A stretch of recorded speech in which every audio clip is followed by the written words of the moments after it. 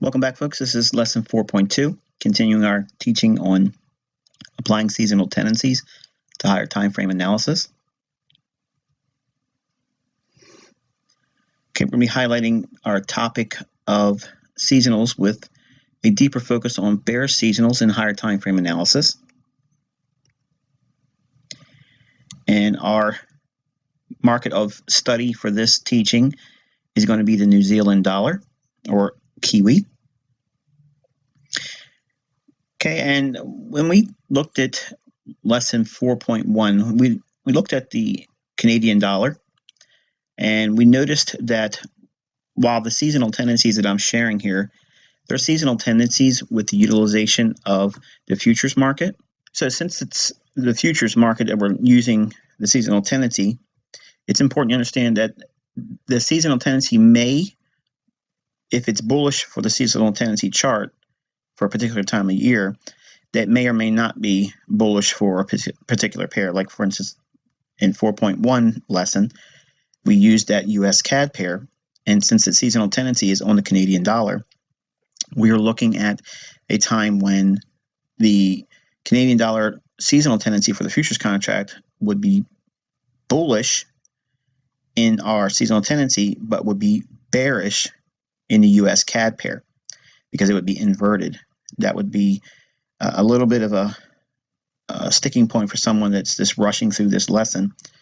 But we're going to talk about a currency this time where it's going to move basically in tandem with what you expect to see in the seasonal tendency chart.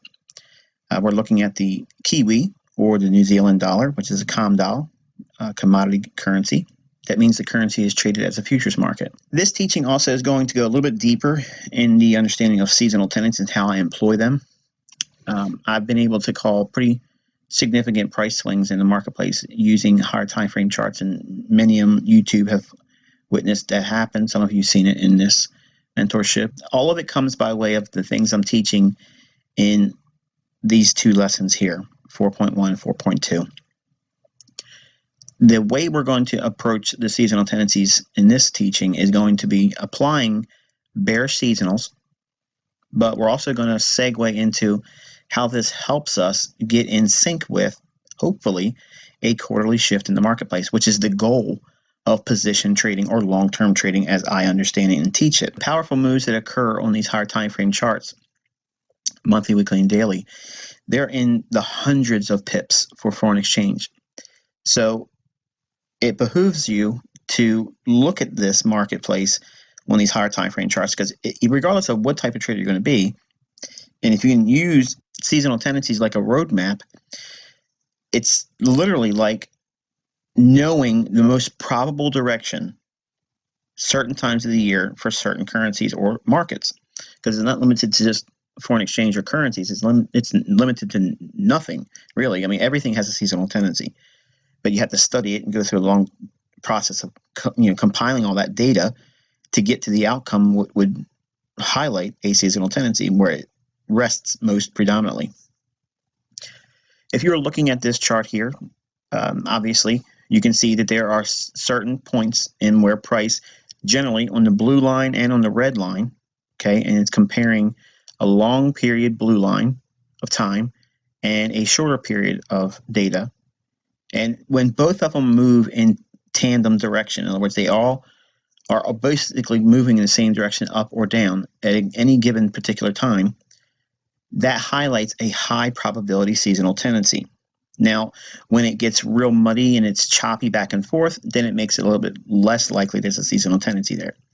But just quickly going over this chart here, it should be obvious to you what time of year there is a significant decline in price expected and when should there be a significant increase in price for the Kiwi dollar. Let's zoom in and take a closer look, and we'll break this down into real specifics. Okay, we have that same chart now just zoomed in, and I want to highlight a few things going into this.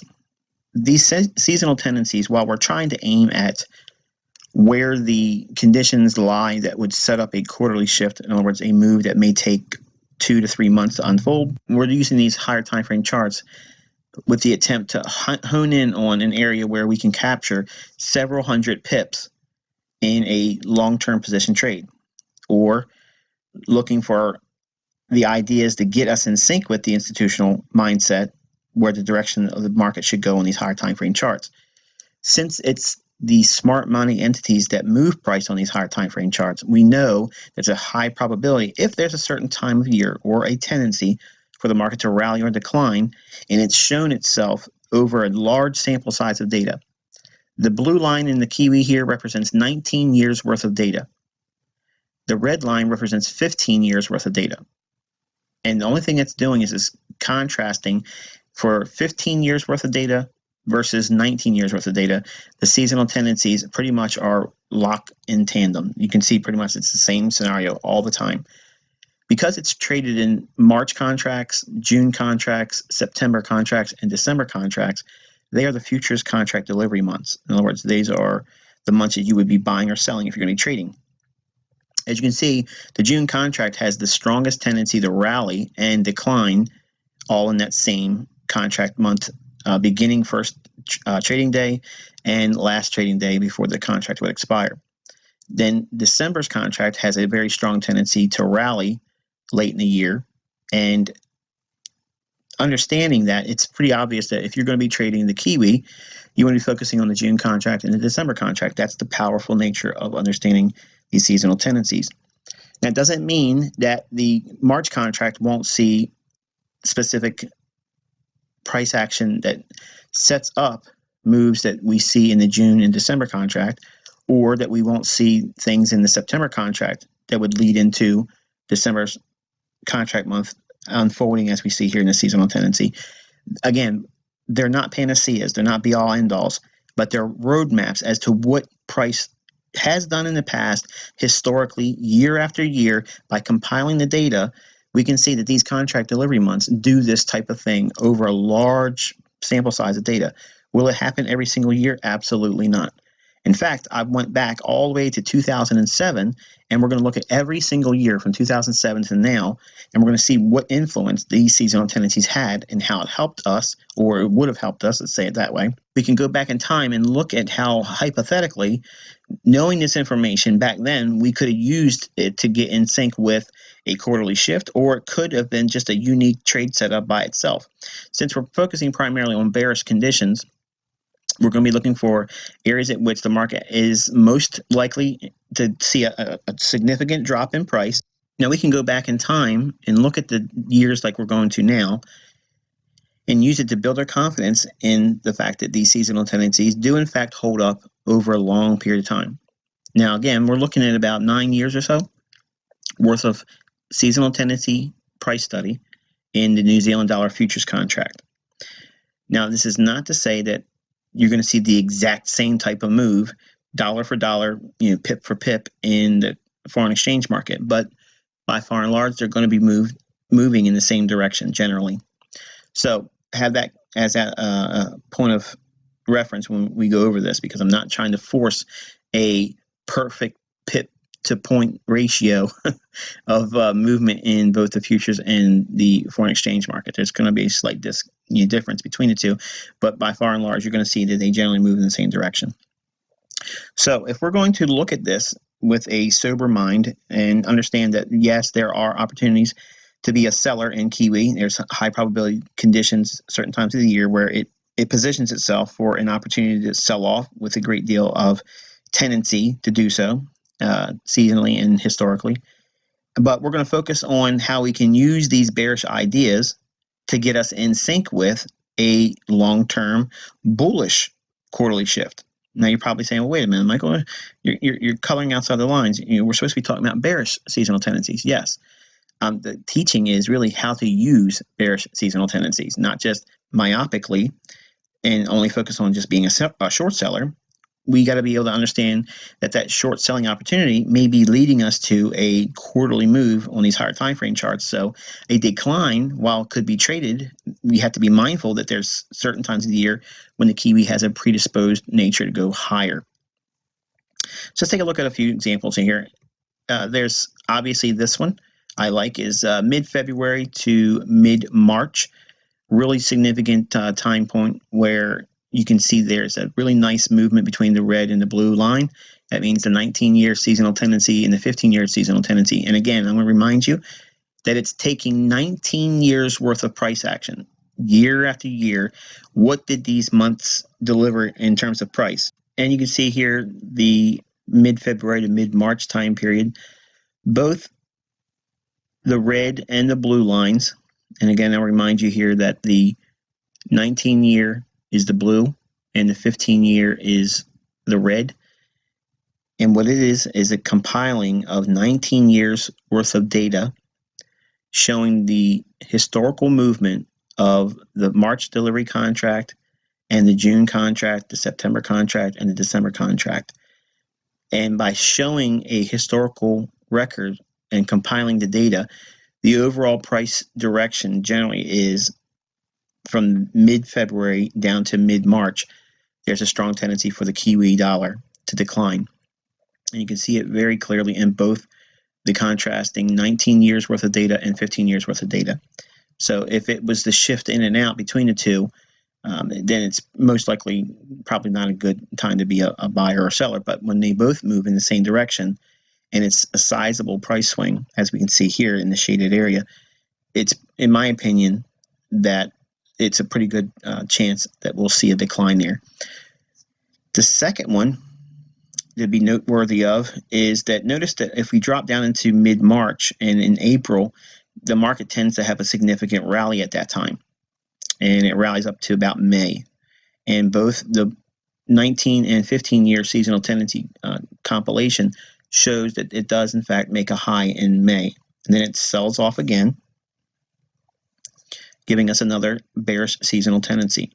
And then we have an area where we have consolidation between around the June month going into July, but it makes another seasonal low around June and July, and it bounces bullishly.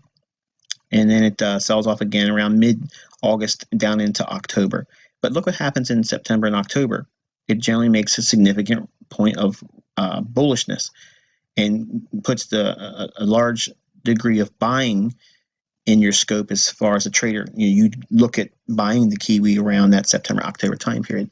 Now, when we use seasonal tendencies, the way we want to use them are limited only to what the current market conditions are. We do not go into our charts forcing the seasonal tendency. For instance, we're not forcing the idea that Kiwi has to make a high or a top in May. Therefore, we're going to sell in May and just hold on to it forever and then wait for it to be June, July, and just collect our money. That's not what we're saying here. What I want you to focus on is that if this seasonal tendency is in fact true, and I believe it shows validity here, the idea is there something technically in price that would support that seasonal tendency? Are we in a bearish market? Did we rally up into a bearish order block? Did we run an old high? Did we see a market structure break? Have we in fact been moving up for the last 2 or 3 months? And then are we likely to sell off because of an overbought premium market? And then maybe we would anticipate seeing some breakdown in the marketplace, and then we can take a short or position ourselves for a bearish move lower. So it's a matter of lining up what the current market conditions are. It's not just take this thing, apply it to the marketplace, and you're going to get rich. It's taking these ideas when there are strong tendencies for the market to move one side or the other any particular time of the year. As you can see across this chart, there's several other opportunities you can use. You don't have to be a long-term position trader, which is what I'm focusing on here, using the bearish moves, okay, that's seen in mid-February to mid-March. And then you have another move in May that takes you down into June, July. So there's other opportunities you can use. You can see that there's a typical sell-off in the first week or so of January that goes down into February. There's another sell-off that takes place around mid-June down into the first or second week of July. Both lines, blue and red, are in agreement with that. And then you see another sell-off that takes place around mid-August down into the September-October time period, making it a low. But there is a small short-term little move that drops off mid-September down into October. That's the one that generally sets up a really strong buying opportunity. So if we're going to be a quarterly shift trader, if we are going to trade these seasonal tendencies and we are short around that time period, just be mindful that around September, October generally makes a very strong tendency for the Kiwi to rally. But now let's go back and have a contrasting view as well. Since we're focusing on bearish seasonal tendencies and we're using them in the higher time frame analysis, we can take all of these bearish ideas and trade them respectively. Or we can go into the marketplace and say, okay, I'm going to anticipate these bearish seasonal tendencies, not trade them. I'm going to anticipate them, showing me the signs that the market is in fact dropping down into the quarterly bullish scenarios that I could be a buyer. So we can use bearish seasonal tendencies to trade with, or we can use them as guides to lead us to the next trading opportunity that would be a quarterly shift. This teaching is going to show you both. Okay, we're going to go from 2007 all the way up to 2016. But if you're going to be a bullish trader on Kiwi, and we're going to be looking for bullish quarterly shifts, they occur in March to April time period. That's generally making a low. Okay, make a note of this because when we go through each year, I want you to keep these reference points in mind. We are focusing on sell-offs between mid-February to mid-March, and we're focusing on sell-offs around May going into June and July. But primarily, we're looking at how these moves could set up bullish conditions for quarterly shifts. And the first one we're watching is it sets up a move between March and April for a quarterly low. The next one is June, July low, that you could expect a seasonal low to form for that quarter to be a buyer. And then the other one is September to October, giving us a strong tendency to be a buyer. Okay, so now think about this for a minute. I just outlined the general roadmap on what Kiwi dollar does on a 12-month cycle. Now, if that didn't floor you, you're not paying attention. Now, you probably didn't get it. You didn't register. If you're a new trader, it's probably going right over your head. But think about what we've just did. We've outlined the macro view on what Kiwi dollar does generally over a course of 12 months. There's seasonal tendencies that shift in and out of the marketplace. And depending upon what the market conditions are for that particular time or that year, one seasonal tendency is going to be favored over the other. If we're in a bullish market, obviously the March, April, June, July, and September, October time periods are going to be phenomenal buying opportunities. If we're in a bearish market, that means mid-February to mid-March is going to be an amazing sell-off, and May is going to be an amazing sell-off. And you have August can create a nice sell-off as well, leading down to the fall lows. There's also another long in here that I don't have an arrow to highlight, but it's that last week of November going into the first week of December. That's a nice little buying opportunity as well. So in your notes, as we go through these slides, okay, you can obviously go after you watch the video and go back and look at it as well. But as we go through each year, just be mindful that March, April, June, July, September, October are really strong buying opportunities when it's bullish. When it's not bullish, we can focus primarily on being a seller, look for selling scenarios around the February to March time period, and May into June for sell-offs, and then August into September, giving us weak points to sell on. So let's go into our first year and start breaking this down and give us some real examples to see if it really does appear in the charts. Okay, you can see here, this is 2007, and what I'm showing is December from the previous year, 2006, all the way up to the January 1st of the following year. So we're getting the entire year shown in every slide that we show. This is 2007's price chart, and here we have mid-February into March, that weakness that we would expect to see a bearish scenario. Okay, and also notice also that we have a small little decline here as well in May. Both seasonal tendencies, while in contrast to the larger moves. So there's several hundred pips on these declines here. But now notice also these sell-offs that we expected bearishness in the marketplace, they set up what opportunities? Remember, we have that March-April time period for bullish scenarios or expected bullish scenarios for tendencies to go higher. June, July, and September, October. Do you not see those occurring here? We have the March, April time period creating the very low, and look at the move up from there. It's several hundred pips. Then we have the May, June decline, but June starts off that rally that sends us all the way up to the 81 big figure. Huge move. Then we have another opportunity where the market dips down and trades off into the September time period where we've seen that September-October seasonal tendency to rally. So while we're focusing on the bearish seasonal tendencies, the other seasonal tendencies that we've went through at the beginning of this teaching, when we're looking at the actual seasonal tendency chart, all of the seasonal tendencies are going to have some measure of influence. Now, again, keeping in mind what the current market conditions are at that particular year, it's going to be helpful for you in that regards because, again, we're not trying to form fit just a seasonal tendency in price. We're looking for clues to justify why that scenario would be more inclined to unfold than the other. In other words, is it better to be a buyer on the bullish seasonal tendency or better to be a seller on the bearish seasonal tendency? And years sometimes will work in concert with one another where the bearish move will lead into the bullish move and the bullish move will lead into the bearish move.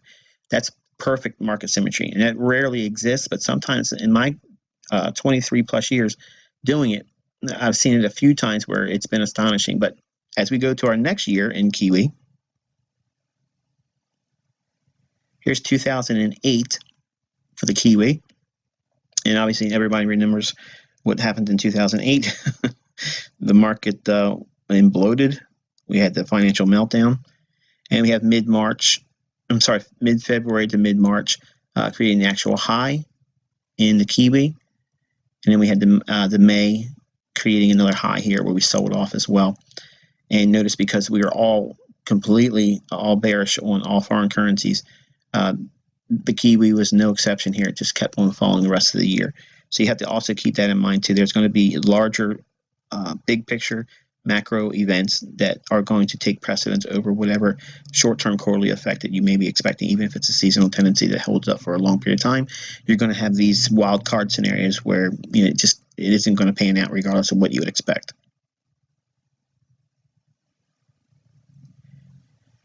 Here's 2009, and we can see the sell-off between mid-February going into March. That decline in there was 600 pips. And we see also during the May period, we did not get any decline at all on the bear side.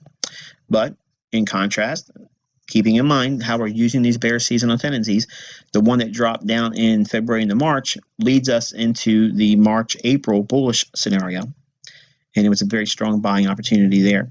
And then we had the month of June, July, we had a consolidation, and July sent us higher, going into the late fall, October highs. September and October had just a continuation.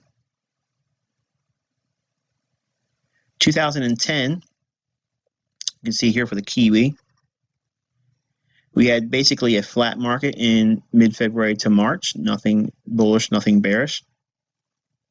But we had our May decline, and look how many pips this thing moved. This thing moves about 700 pips as a decline in the month of May. But again, that May decline set up the June, July bullish seasonal tendency that took off and sent price higher. And we also see there was a scenario for the bearish August to October time period. August, we had a little decline, which had a small seasonal tendency to be bearish if you go back and look at the slide. And all it did was retrace back down into a bearish candle, which is a bullish order block and an uptrend. And it rallied off that 70 big figure, moving all the way up to 79.50. So that's 950 points or pips that it moved off of just retracing into an area at which institutional order flow would give us bullishness. And then we had the September, October time period give us that last little leg, price higher from that 7,400 to the 79.50 level. So 550 pips there as well, using the seasonal tendencies as a roadmap. Okay, we can see 2011 here. You see we are declined mid-February going into mid-March. We had a nice decline there, but that leads us to what? The bullish March-April seasonal tendency. Nails it. Look at the rally off of that. Huge extrapolated move from that time period. And then we have a small little decline from our May time period where we expect bearishness. And it's about 350 pips just in May on a decline, but it finds us trading back down into the January highs. So old resistance turns support there. The market creates that retracement down in May just to set up another leg higher. June, July gives us a nice seasonal low off of a previous down candle, which is a bullish order block, around that 80 big figure, and then it rallies all the way up to 8,800. So 800 pips using the seasonal tendency, where we saw a decline in May, and then it rallied away and created a longer-term price move, very significant price moves higher. And in September, October gave us a swing from the 7,500 to the 8,200. So there's 700 pips there.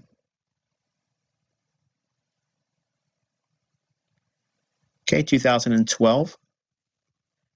See, we had our decline mid-February to mid-March.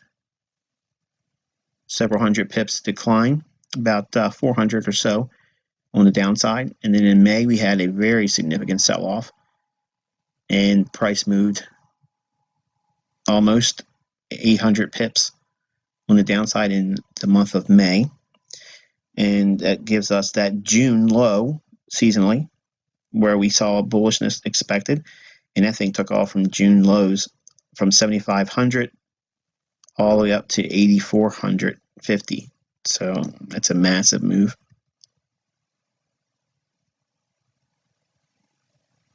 In 2013, okay, we see our decline here in mid-February to mid-March, several hundred pips as well, and then another decline in May, which leads us to our bullish June-July low, and it rallies away from that. And in 2014, we don't get anything bearish at all between February and March. Market was in consolidation, and it rallied out of the consolidation, so it's not expected to be a bearish area there. We're looking for continuation on the upside because it's left the area consolidation. And in May, we have a little bit of a retracement that leads to a June rally, creating the high up at the 88 big figure. Then we had a sell-off in mid-August, which was the other bearish opportunity, taking us down into October. Again, look at your seasonal tendency. About the first or second week of August, all the way down into October, and you can see that seasonal tendency takes effect in this market here. Okay, on 2015, you can see we had a little bit of a move down here, mid-February to mid-March. And again, these are weekly charts. So be mindful of that. We're not looking at 5-minute charts here. And then we have our decline in May, seasonally speaking. And June, July just kept on being weak, which led us into the next bullish scenario, which is the quarterly shift that would be bullish that occurs in September, October. And that gives us a really nice rally from the 6250 level up to the 6850 level, almost 69. So very, very handsome rally from that price point there.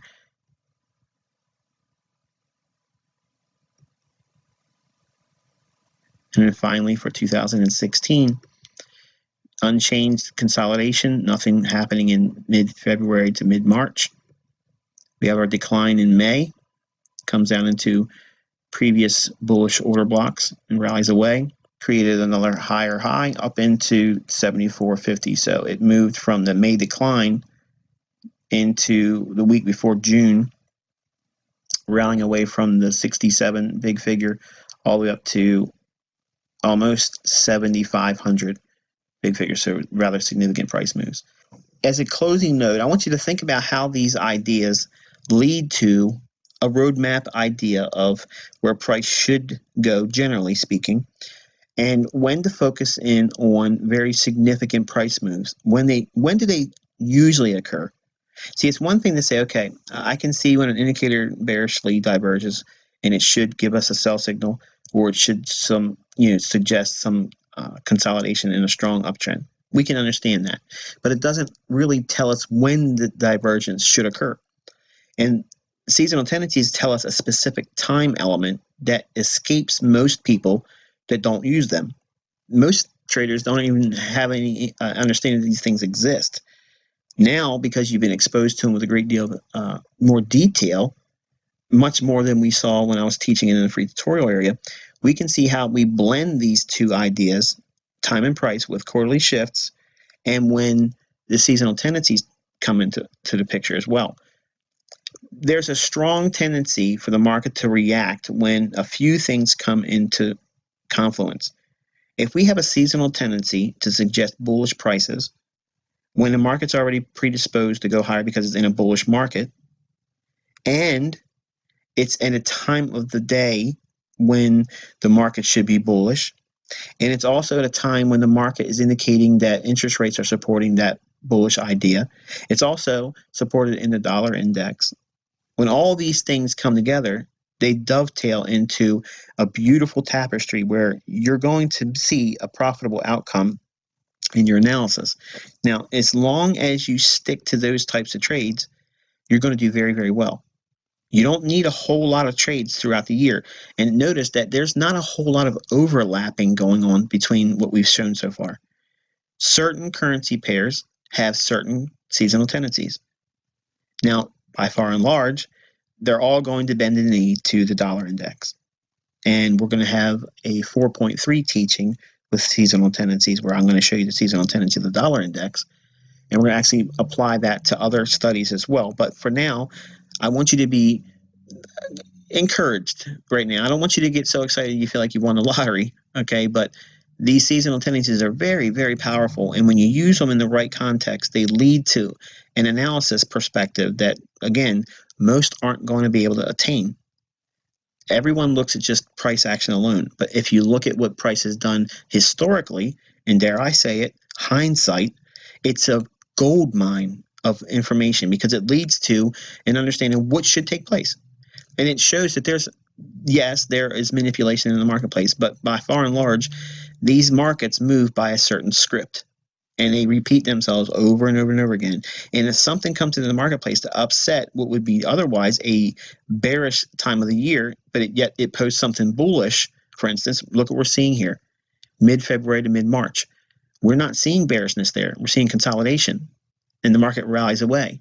And it falls in May, but it only falls down to the mid-consolidation point or around that 67 big figure. Then it creates another rally higher. If you remember, all through 2016, I was telling everyone that the New Zealand dollar was going higher. It was strong, relatively speaking, just like the Aussie dollar was. Those two currencies were the ones that held up the most during 2016 when all the other pairs bearishly moved lower against the strength of the dollar. Also notice that we had that sell-off as a short-term bearish idea in January. It actually materializes here as well. So think about if you're a day trader, if you're a short-term trader, okay, you can use those ideas to get you in sync with long-term position trades on these higher time frame seasonal tendencies. You're going to be able to blend all these things. By the time you're done with this mentorship, you'll be able to go in and dissect any market. You'll be able to dissect any asset class and know right away if there's an opportunity, if there isn't an opportunity, move to the sidelines. And by having a seasonal tendency in your toolbox, it'll give you when you should be looking for something that's really loaded in your favor to move. Because seasonally and historically, these times of the year, in this particular currency, there are times when it makes significant price moves. And if we can focus on trading on those time frames and those setups alone, we are really basically framing high probability setups. You're not going to get perfect winners, but you're going to have high probability conditions where even if you use this as a directional bias tool, it'll help you in all facets of your trading, no matter what discipline you use, swing trade, short-term, day trade, or scalp. Until next lesson, I wish you good luck and good trading.